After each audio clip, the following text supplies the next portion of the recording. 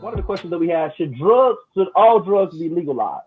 I think there should be some kind of stipulations. I think that if stipulations are not freedom. Somebody could be used to doing, say, crack or say heroin or one of those, and they fill their bowl up and they do a whole high dose of it. They just don't know any better, and they load up a bowl of fentanyl and they overdose themselves. That could be very dangerous to have happen. You could switch diets and have heart failure. Are we going to ban farming and food? Like, what do you mean exactly. if somebody goes to another drug and then they dose differently? If somebody's irresponsible, there's consequences. Yeah, well, name something that doesn't work that way. What's something that if you're irresponsible comes with zero consequences? There's been a lot of shady stuff in the U.S. history. Of course, the big ones like slavery and stuff like that. But I mean, just from the very beginning, like we landed here, Christopher Columbus and stuff like that. Currently, I think it's a little different because I think that we've changed as a country, and the things that we go and enforce in other countries is like stop killing your own citizens, stuff like that. I mean, we don't go in and say we don't. You can't, regardless if you think the intent is so that they're not killing each other. Like us going in and trying to like force our way of life and our morals on them is the same as like the Puritans coming into Native America to begin with. Like it's the same shit, except they're doing it, like I said, in a modern time where it's like universally unacceptable. We don't fucking care. Like as long as we can profit off of it, you know what I mean? Like, and that's what it comes down to too. Is it's always just profit, and there's always just conveniently oil at these places where we want them to live more morally upstanding. Yeah, there's always conveniently. Like, you guys have to live a lot better. Oh, there's oil like right here in your community. What a oil coincidence! Like, a lot of people don't know this, but I learned this from an old job I had. There was a specific person that they created the HIPAA law because of. Do you know who it was? Jonathan HIPAA? It was Irvin. It was Irvin Magic Johnson, because he was in the hospital in LA, and some girl called her homegirl like, "Girl, you won't believe who's here and has AIDS, motherfucking Magic Johnson." And that's why the HIPAA law came to look it up. I swear to God. Oh, okay. I thought it was Jonathan HIPAA. He used to be the former DJ Pip HIPAA. He was a pretty big deal in some of the underground circuits out in the UK and stuff like that. I wonder if there's any connection between Magic Johnson and the HIPAA family, or.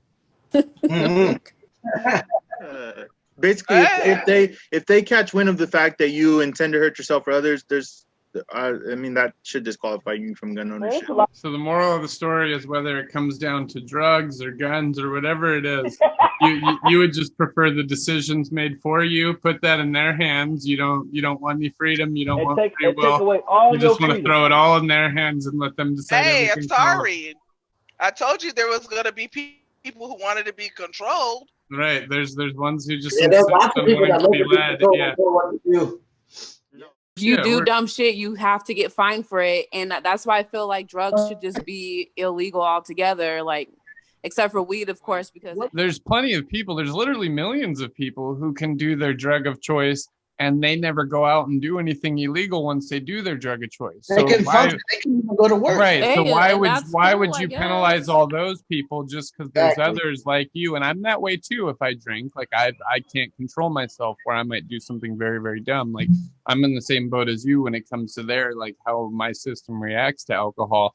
But I also know people who go do that shit every weekend and never do anything illegal. So it's like, you know what I mean? If their drug was a different choice than alcohol and they were the same way, that they shouldn't be penalized just because somebody like me would go out and do dumb shit on drugs. And in that case, I would just do my drugs at home. Like, why would I go out on drugs if I knew that I behaved badly on drugs? I would just stay at home when I use drugs if I knew I was that type of person. Being sober doesn't stop people from like robbing people and shit like that and like rape, and it doesn't really stop any of that. If you just sober out here doing dumb shit, then you obviously have a mental illness. Like the same circumstances. You can't punish them just for the mental illness, but once they go out and do illegal shit, you can punish them for that the same way. So it's like it shouldn't be illegal for them to be mentally ill. We don't kill them off for being mentally ill. Why would the drug someone doing things for money is understandable, but I'm talking about like if you just out here vandalizing property, setting shit on fire, murdering people, and you're sober, like Typically, they are. These school you guys shooters keep and shit making are that sober case. people. They're not like drugged up people. They are sober people that are You guys committing keep- these crimes most of the time. And you wear your mask in the building, Mm-hmm. and they get you to your table. Yeah, I can take my mask off at this table, right? But as long as I'm at this table, I don't have to wear my mask. The moment I get up, go to the restroom, I better have my mask on. I went to the sandbar. I'm literally at the sandbar. And the guy said, you can't get out the seat. So now I'm dancing in my seat like this. I can't move. I didn't even leave my chair. I just stood up and I did this. And he was like, you got to sit down. You can't do that. So my dancing is going to cause these people a table over to get COVID. It's going to be airborne because I've been sitting here with my mask off. Right. And they're doing the COVID shimmy. Shaking it around to everybody.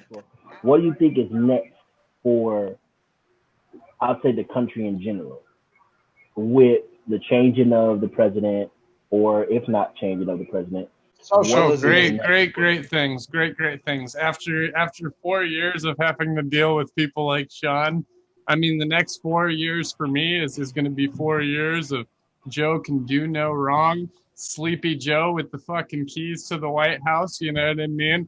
Doesn't matter to me if there's bombs going off outside. I'm gonna wake up smiling, wave to my neighbor with my coffee in hand. You know what I mean? Atari, I just want to throw one thing out there though. You're forgetting Donald Trump is the last president to not lead us into war. You're fired, Frankie. I mean, we still have like all these people, places trying to control shit in other countries, and you know what I mean? True. So it's like, to a degree, we're kind of always at war to some degree. It's that he didn't force what they call a regime change war, which almost everybody else does.